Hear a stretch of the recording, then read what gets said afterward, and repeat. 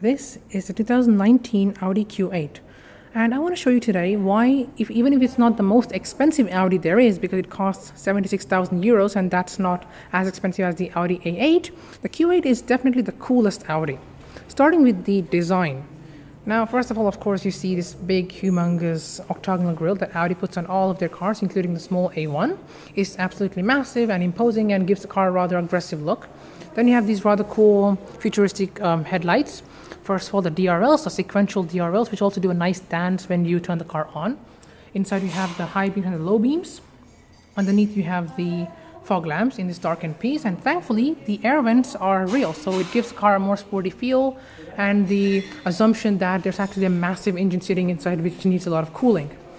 So from the side, this car is rather squat, rather low for that sporty feel, but it's still rather long. It's a massive car, I don't mind saying. In fact, it's longer and larger than the Q7, even if not taller. So the Q7 has 7 seats, but this thing doesn't, because they were like, a car like this, people would rather have more boot space than actually 7 seats, because it's a sporty car, and sporty cars don't need to offer a load of seats. So instead of loads of seats, you have loads of space. So you can either have 605 liters if you have the seats in their farthermost position. If you scoot the seats a little forward, then you can have 680 liters, depending on what you want to sacrifice.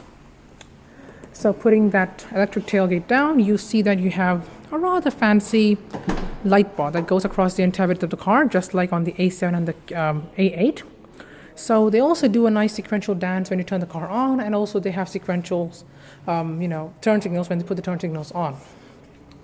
Moving to the interior of the car, of course it's going to be fancy, that's for sure. So first of all, you have the 12-inch digital driver's display, also known as virtual cockpit. It shows you all the normal things as a normal analog dials, but you can show it, you can put it into a mode where you can have a huge map or some sportier dials. You can change it the way you want it. And then you have the 2 screens. Now they are, I'm not sure, either 8 inches or 9.2 inches. Anyway, so the top one is for your usual things, such as navigation, radio, connectivity, blah blah blah. The bottom one is for your, previously where you would have the buttons for the air conditioning, the climate control, the heated seats, and all of that is in a screen.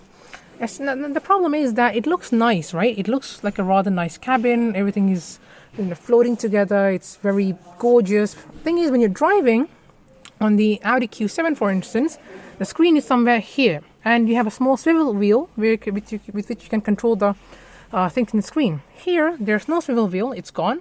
Instead, you have to touch the screens to do all the command, all the functions. The thing is, when you're driving, you have to look down all the way from here to actually do that, and that can be a bit dangerous, distracting you from doing what you should be doing, and that's watching the road.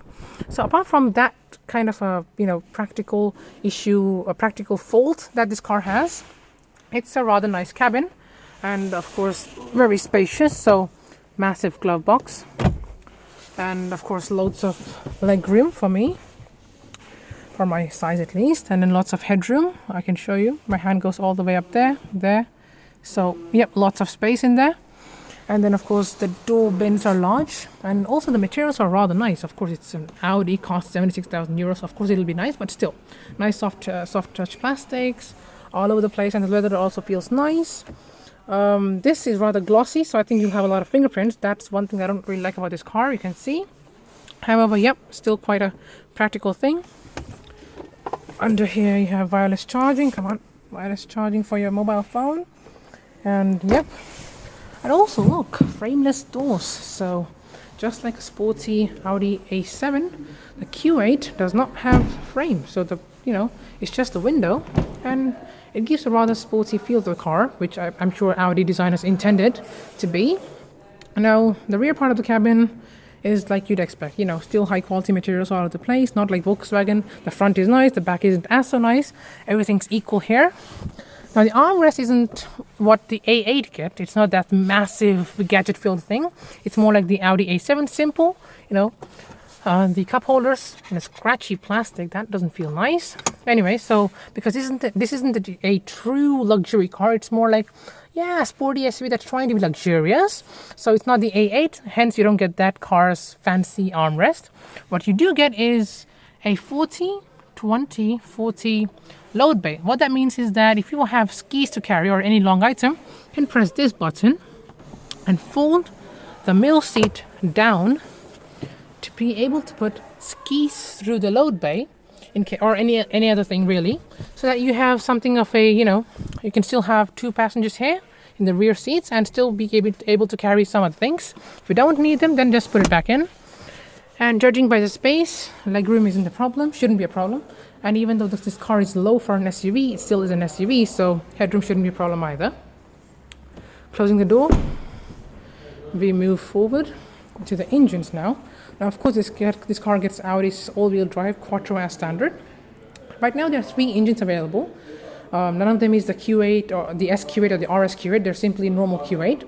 So this car has the range-topping diesel, 286 PS, coming from a 3-liter V6.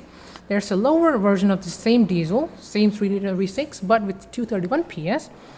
And then there's also a 3-liter V6 petrol with 340 PS, so that's the most expensive option. So if you want economy, then go get one of the diesels. If you want a lot of performance, then go get the petrol. And yeah, this car also has a load of equipment, safety equipment, technology, fancy stuff, but I won't mention it because you can read that in Wikipedia or somewhere else. I don't have to mention it for you. So yeah, that's the new Audi Q8. What can I say about it? Well, let's just say that it's, given its size, I'd expect it to be a 7-seater. It's not. That can be a bit of inconvenience for somebody, but then you can get the Q7 if you want to, but it's not as cool as this car, really, is it? So yeah, the Audi Q8, I think, is a very, very technologically advanced car, a sporty one. And if there's an SQ8 or RS Q8 in the future, it'll be the perfect, ultimate family and performance car mingled together. And it also is an SUV, so you can take it off-roading if you want to. Maybe a little expensive, sure. And also the screens can be a nuisance, I'm sure. If you don't, if you're driving and you want to use them, it might be a bit hard. Apart from that screen nuisance, I think that if you get an SQ8 and an RS Q8 in the future, it'll be the ultimate family vehicle. It's an SUV, so a lot of ground clearance. It looks cool. It has a lot of space, well built, and of course, if you take an SQ8 in the future or RS Q8, it'll also have a lot of power. So yeah, thanks for watching, and I'll be back soon with another video, maybe about a car or something else. Just stay tuned. Until then, goodbye.